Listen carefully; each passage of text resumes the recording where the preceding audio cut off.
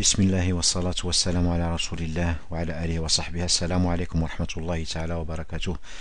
J'atteste qu'il y a point de divinité qu'Allah seul, unique, éternel, absolu. Et j'atteste que Mohammed, son prophète, son dernier messager. Fallahumma salli ala sayyidina Muhammad wa ala alihi wa sahbihi wa sallam taslima.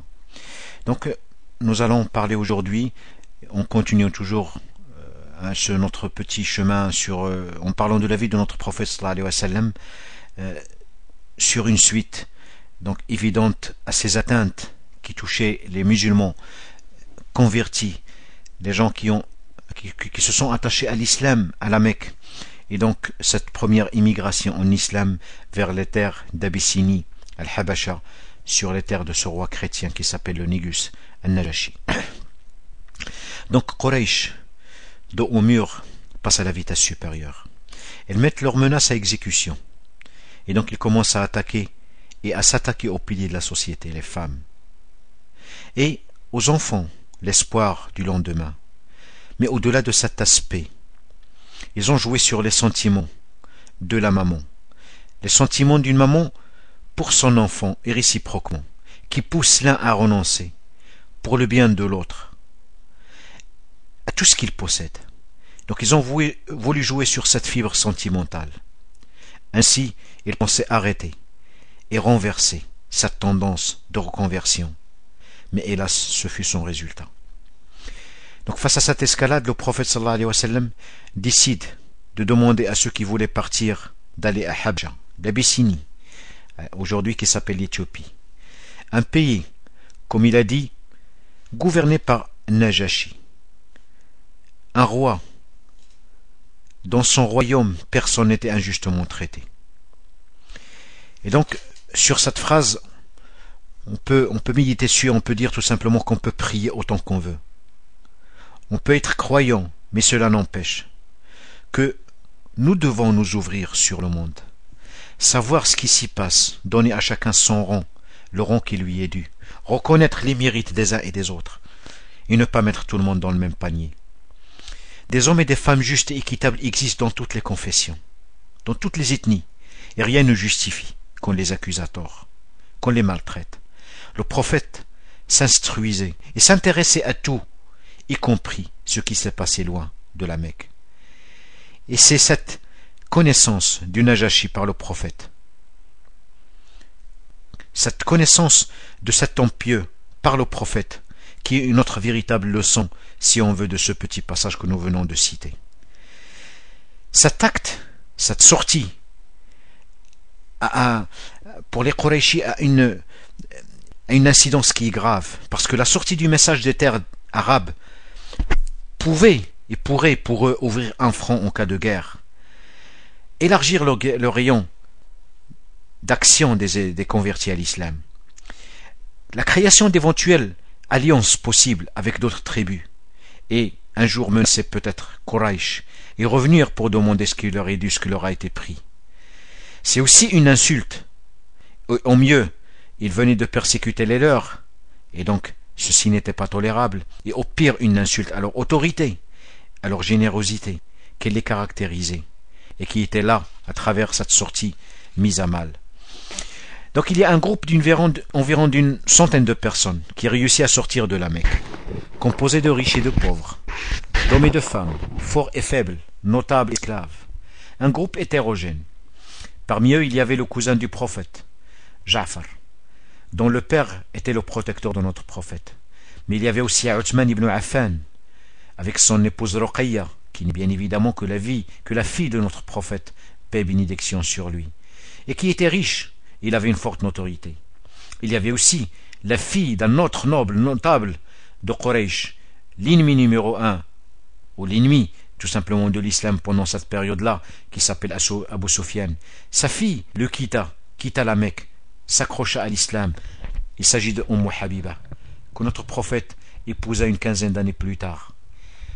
Leur départ coïncida avec une révélation, la révélation d'une sourate si douce, que les musulmans connaissent parfaitement bien, Mariam, en français Marie, pour donner une culture religieuse à ce groupe qui allait partir dans un pays chrétien, gouverné par un roi chrétien.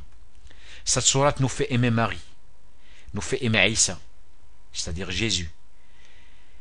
Il nous donne une idée sur la relation respectueuse entre les gens du livre. L'exemple d'il y a 14 siècles doit être suivi. Ceux qui parlent de l'archaïsme du Coran mettent en péril ce respect que nous nous devons les uns aux autres. Et au même moment, il y avait cette sourate aussi qui allait être révélée, qui s'appelle Al-Kahf, la grotte. Rappelons l'exode de Moïse pour apprendre. Et aussi le retrait des jeunes pieux qui sont partis dans cette grotte pour adorer Allah, s'éloigner des idolâtres, renonçant à tout pour préserver leur foi.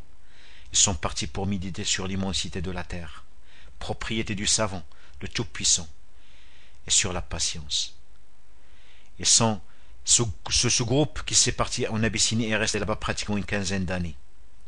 Et à qui le prophète a refusé de le rejoindre même après son départ à Médine, pour des raisons que nous verrons plus tard.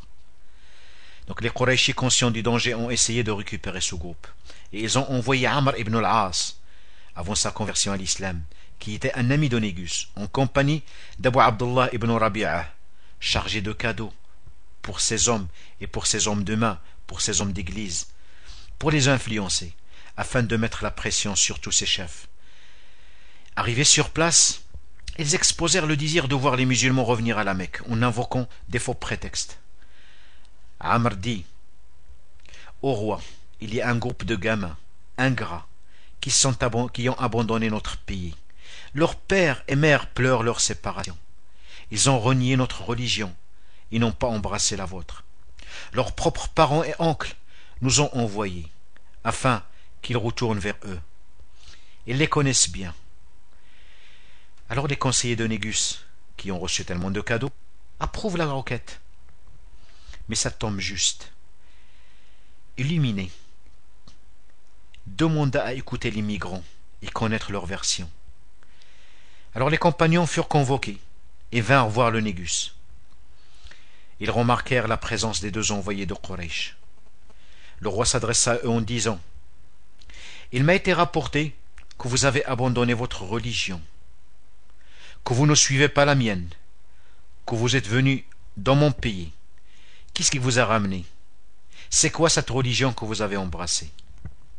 Ja'far, le cousin du prophète, s'avança en sortant du groupe et parla au nom de tous et dit: Ô roi, nous étions des gens ingrats, ignares, nous adorions les statues, nous mangions les bêtes crevées, nous commettions les turpitudes, nous coupions nos liens de sang, de famille, nous portions atteinte au voisinage, et le fort parmi nous dévorait le plus faible.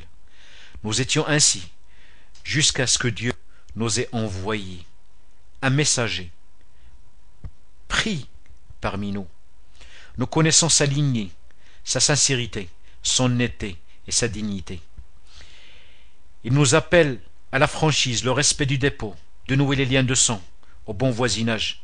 Il nous a conseillé de ne jamais commettre les turpitudes, ni de faire de faux témoignages, ni de s'accaparer des biens des orphelins, ni de lancer des accusations contre les femmes chastes, et de nous vouer à un culte exclusif à Dieu, l'unique, et à quitter les idoles de pierre que nous adorions avec nos ancêtres.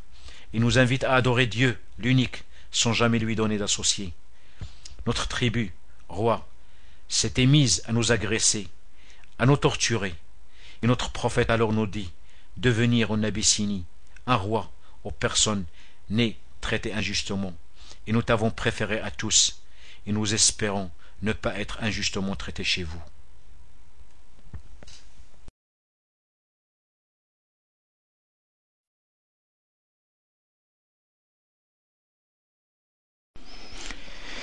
Le Négus dit alors à Ja'far ibn Abi Talib, que Dieu l'agrée: Vous avez quelque chose de ce que Dieu a révélé à votre prophète?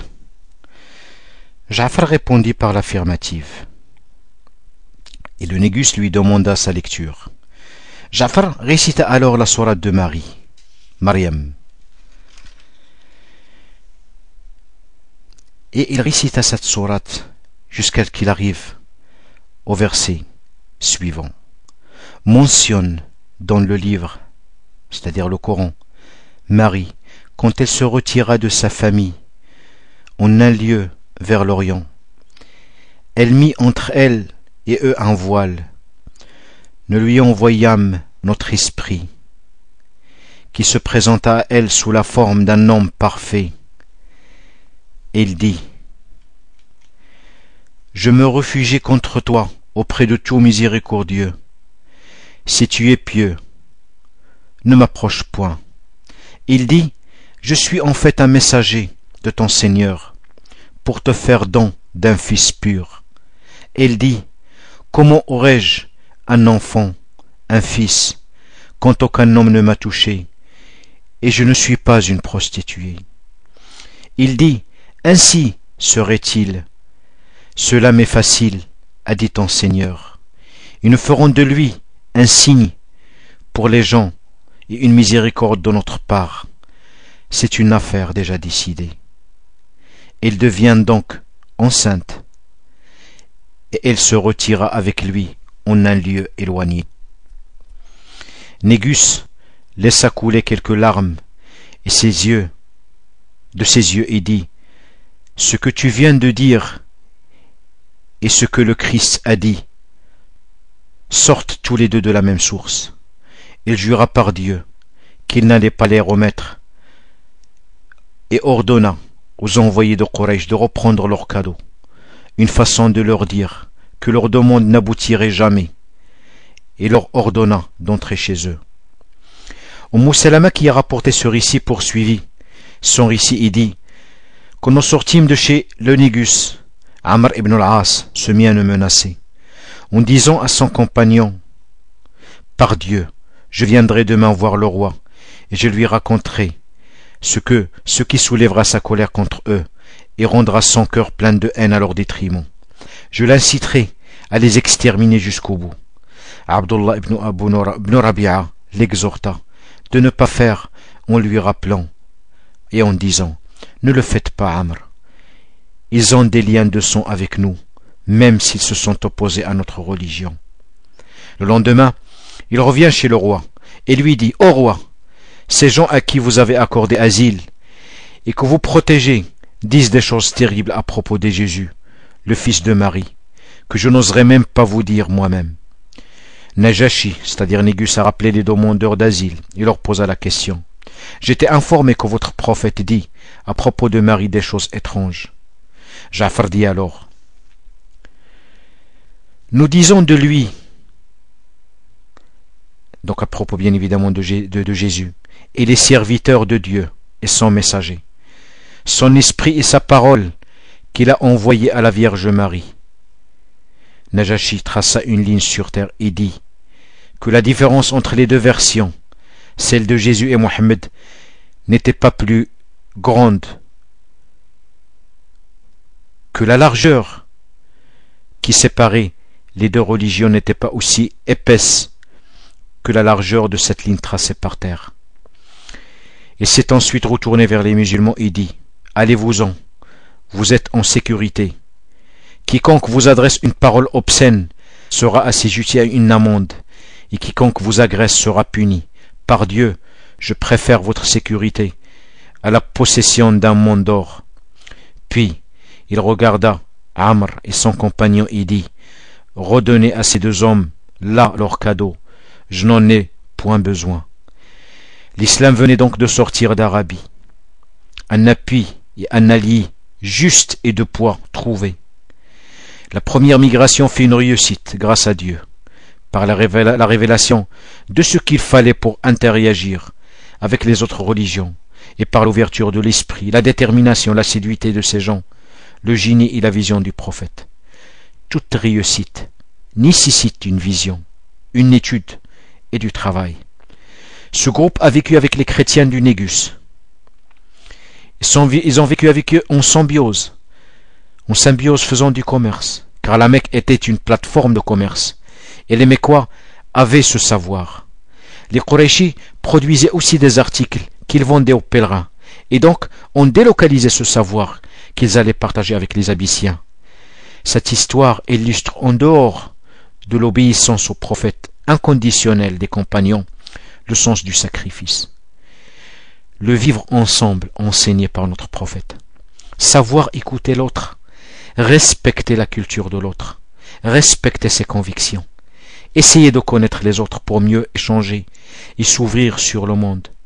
C'est dans cet échange avec le Négus, une mise en pratique de l'apprentissage, aux côtés du prophète. On y trouve de l'ordre, de la finesse, une clarté, des propos et une leçon sur la défense des valeurs justes, sans peur ni hésitation. Ainsi le musulman doit être source de paix, de tranquillité, franc, loyal, mais veillant à ce que sa foi, ses valeurs, les valeurs de sa religion, ne soient pas piétinées, monnayées. L'exemplarité des musulmans, sans maquiller la vérité, a fait que le Négus s'est converti à l'islam. La prière de l'absent a été célébrée par le prophète à Médine après qu'il ait été annoncé aux compagnons qu'il venait de perdre un serviteur de Dieu qui aime Dieu et son prophète si cher. Pour honorer cet homme juste, loyal, modeste, équitable, a rappelé que cette prière de l'absent ne se fait que pour les musulmans. Cela prouve parfaitement bien, comme le prophète l'a dit à ses compagnons, aujourd'hui vous avez perdu un frère, prouve parfaitement bien que ces gens, ces musulmans, avec leur islam, sa vérité, ont réussi à permettre au Négus de voir la lumière, la vérité, de se convertir à l'islam en silence. Et il est mort musulman, puisque cette prière a été faite pour lui. Et donc, vu que le groupe des musulmans est sorti, a quitté les terres d'Arabie, cela a commencé à gêner considérablement les Qurayshis. Les Qurayshis se sont trouvés devant maintenant un problème insoluble. Et donc, ils ont décidé de pouvoir s'attaquer à la source, mais de façon plus radicale. Donc, la façon radicale, c'est de pouvoir exterminer le message. Mais pour pouvoir exterminer le message et arrêter sa propagation, il fallait absolument s'attaquer au prophète et donc le tuer lui-même. En tuant le messager, on tue le message. Mais l'oncle du prophète sallallahu alayhi wa sallam était conscient de la situation, qui devenait grave, et a pris peur pour la vie de son neveu, qui restait toujours inébranlable, continuant sa mission, sachant qu'il y avait un risque d'affrontement aux conséquences incertaines et réelles. Il invita les Qurayshis pour leur mentionner sa position de façon définitive, et pour leur montrer qu'il n'avait pas peur de les confronter. Il prend un ensemble de jeunes de Bani Hashim, et chacun lui donna un fer, et invita les Qurayshis. Et il avait ordonné à ces jeunes de se mettre derrière les chefs Qurayshis. Pendant la réunion, donc il y avait les Qurayshis et derrière eux ces jeunes qui étaient armés de ces fers, et se présenta à la réunion avec le prophète. Et il les menaça clairement de les tuer, au cas où ils se prendraient, où ils penseraient à toucher son neveu Mohammed sallallahu alayhi wa sallam. Il ordonna aux jeunes de se manifester, et ces jeunes se lèvent, chacun derrière un chef. Le message était clair. Je suis capable de vous assassiner si vous essayez de toucher à mon neveu. Donc, avec les jeunes qui étaient là, c'est toute la tribu qui était impliquée. Quraysh comprend que les Hashimites ne rigolaient pas, que leur union était solide, malgré toutes les tentatives, et qu'il n'y a pas possibilité d'avoir une friction dans leur rang. Ils ont pris peur pour leur vie, mais cela ne les a pas arrêtés. L'idée de tuer le prophète continue à faire son chemin, mais il fallait trouver un moyen de mettre fin à la tribu, qui est devenue de plus en plus virulente. L'oncle visionnaire invita toute la tribu Banu Hashim à se regrouper en un seul lieu, qu'ils ne soient pas éparpillés, afin qu'ils puissent collectivement se défendre, surveiller ce qui leur venait de loin, et pouvoir avoir une seule limite contrôlable et vérifiable. Donc une concentration pour mieux s'autodéfendre, dans un endroit où ils pouvaient voir ceux qui entraient, afin de mieux protéger le prophète et les compagnons. Les Quraysh foudrage vont mettre en place un embargo. Plus rien ne rentre au sort de la tribu, entièrement isolée. Pas de donnerie, pas de commerce avec les tribus Banu Hashim, et aucun échange. Au-delà même de ce commerce, même les mariages sont devenus interdits avec les personnes de Bani Hashim. Ce fut un pacte entre les Quraysh, tous les chefs Quraysh, manuscrit, signé, affiché à la Kaaba, ce sanctuaire. Pourquoi? Pour donner à cet acte une sacralité, puisqu'il regroupe toutes leurs déesses et leurs dieux. Cette démarche a apporté ses fruits, car pendant cette période qui a duré 3 ans, aucune personne n'a déclaré sa conversion à l'islam par peur. Les gens avaient vraiment faim au point de manger l'herbe.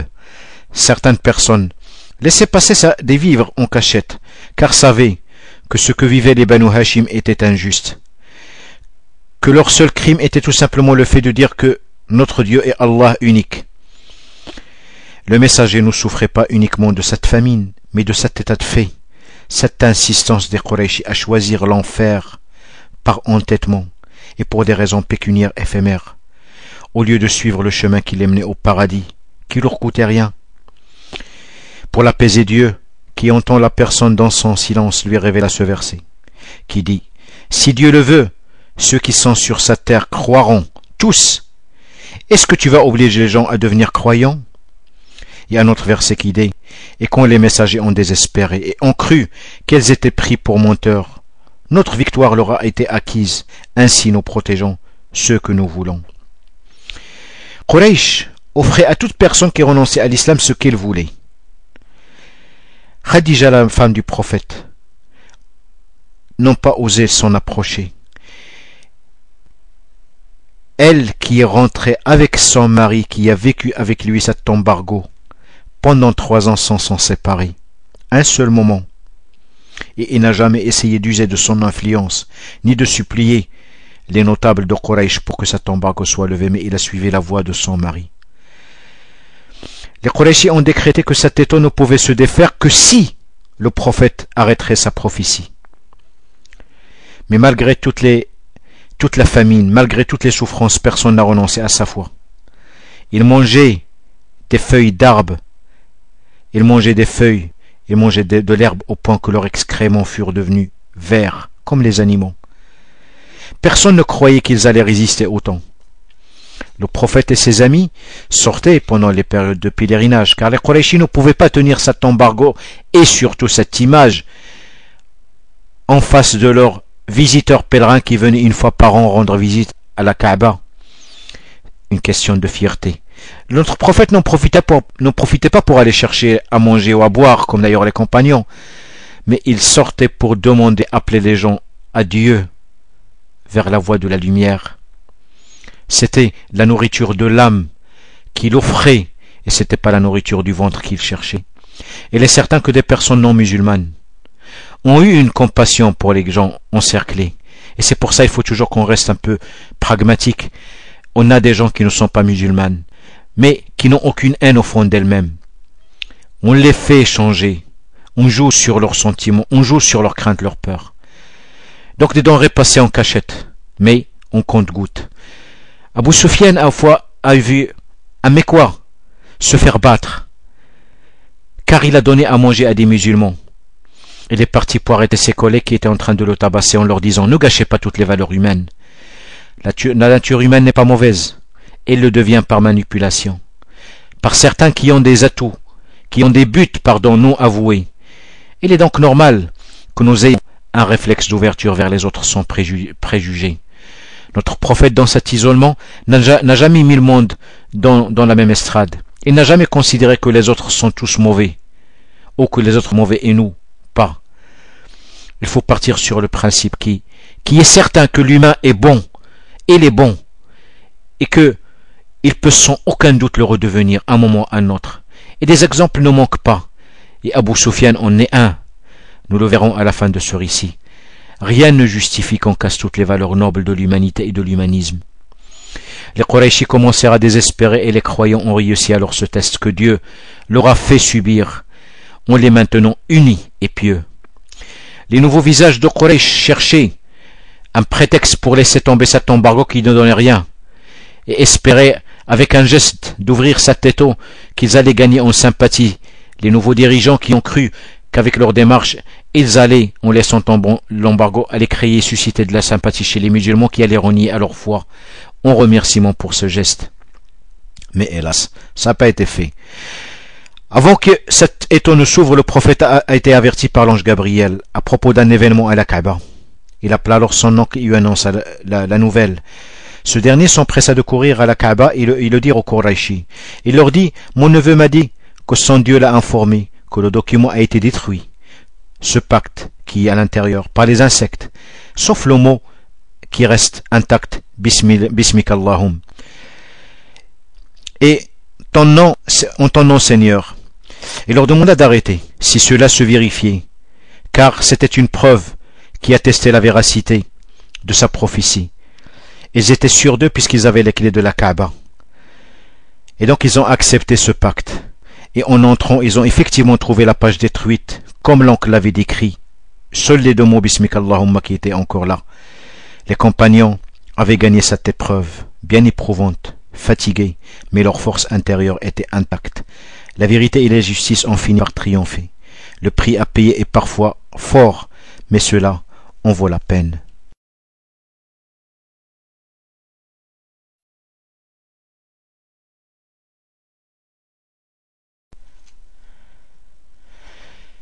Les 3 années d'embargo furent terminées, mais une année allait commencer, une nouvelle année, qui était appelée l'année de la tristesse. L'année de la tristesse parce que le destin de Dieu a voulu que cette année soit aussi le début de changement. L'année de la tristesse commença par le décès de son oncle Abu Talib, qui était un rempart contre Quraysh, suivi de quelques jours plus tard du décès de Khadija, la mère des croyantes, l'amour de sa vie, qui est morte entre ses bras, dans ses bras, son amie de toujours, son alliée, sa protectrice, celle qui a pris sur elle pour l'apaiser, pour apaiser ses douleurs. En cette occasion, l'ange Gabriel vint une fois, sans le Coran, mais pour dire au prophète que Dieu l'a salué, une façon pour la rassurer, en ce moment, et lui annoncer que Dieu lui a réservé au paradis un château fait de diamants, un hommage à une femme pieuse, pour la récompenser de ce qu'il a fait, une gratification pour le travail accompli, une bonne nouvelle ici-bas avant d'aller le rejoindre là-haut. Aucun homme à part les prophètes n'a eu cet hommage divin. Une femme l'a eu, Khadija.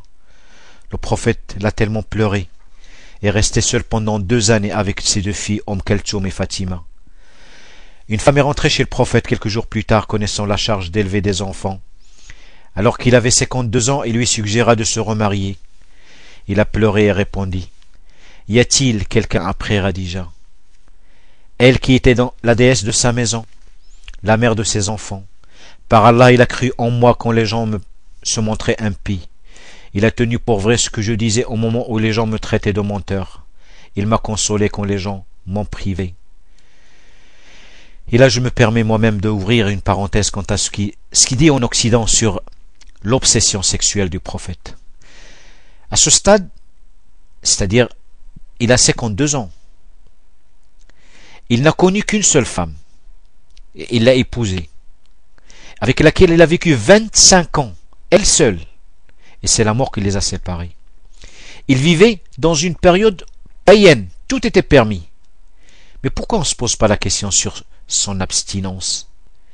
Il s'est marié avec notre mère Saouda, très âgée, ayant perdu son mari en Abyssinie, et revenu vivre à la Mecque, pendant un moment où les représailles contre les revenants étaient cruelles. Il aurait été lynché si ce mariage ne l'avait pas protégé. Quelqu'un aurait autant de compassion pour protéger une femme aussi âgée, seule et démunie? Les Samaritains de nos jours ont disparu. Et lui, il nous a donné l'exemple de protéger les plus faibles. C'est dans le même état d'esprit qu'il avait épousé Salama, cette femme qui était retenue par sa famille, qui a vécu dans une bourgeoisie, abandonnée par cette famille en plein désert, qui est partie pour rejoindre après 1 an de séparation de son fils, 1 an de pleurs. Il est parti rejoindre son mari à Médine. Après le décès de son mari, notre prophète a épousé Salama. Salama, cette fille, cette princesse, cette fille de chef de tribu, il fallait lui donner un rang, une statue pour tout ce qu'il a perdu. Il avait entrepris cette femme plus de presque 500 kilomètres à pied, seul dans son désert. Il a tellement supporté. Et donc c'était la moindre des choses de lui accorder un rang et de lui accorder un peu d'importance. Tout le monde traînait derrière soi les coutumes de la période païenne, qui ne donnaient aucune importance à la femme, veuve, à l'orphelin, aux faibles, et cela devait changer. L'exemple devait être donné.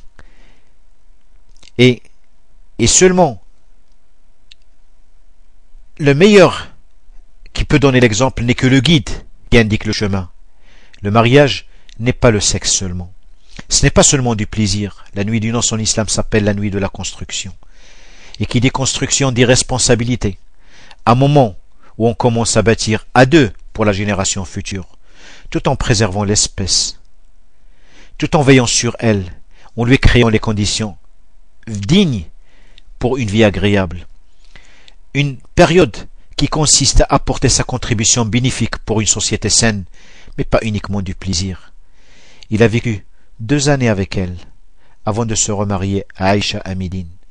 Quand on fait des recherches poussées sur les conditions de mariage avec les prophètes, avec les autres femmes, on trouve à chaque fois une raison liée à la prophétie. L'homme s'est marié une femme, Khadija, et le prophète en a épousé 9. Ces mariages ont eu lieu alors que ses occupations, comme nous le verrons plus loin, l'époux prenait tout son temps, et qu'il devenait de plus en plus âgé. Et tout le monde sait que les 2 facteurs réunis font perdre à l'homme pas seulement sa puissance sexuelle, mais ses envies, ses désirs. Mais cette version ne fera pas plaisir à ceux qui veulent masquer la vérité. Le décès des 2 proches fut comme un message pour dire qu'il était temps de chercher un abri ailleurs. Et cette année, comme on a dit tout à l'heure, était appelée l'année de la tristesse. Chercher un refuge devenait une nécessité, car Quraysh avait alors le champ libre, et l'idée de tuer le prophète recommença à germer, et de plus en plus fort. Il fallait juste planifier comment l'exécuter, avec les moindres risques de représailles ou de guerre contre les Banu Hashim. Le musulman, à travers la vie du prophète, se rendra compte que l'aide de Dieu, que le miracle ne se manifeste que lorsque le travail est entrepris par l'être humain. Le travail fait par le prophète est humain. Et plus personne ne pourra dire que s'il n'arriverait pas, c'est parce que tout simplement le prophète avait une aide divine. Ce n'est pas le cas. Nous avons vu dans chaque étape de sa vie qu'il a planifié, géré, calculé, vérifié, travaillé et entrepris toutes les raisons de réussite de son entreprise. La réussite finale, le résultat final dépend de Dieu. Mais le travail, il faut qu'il soit commencé, entrepris par l'homme pour que le miracle à la fin se réalise grâce à la volonté de Dieu. Wassalamu alaikum wa rahmatullahi ta'ala wa barakatuh.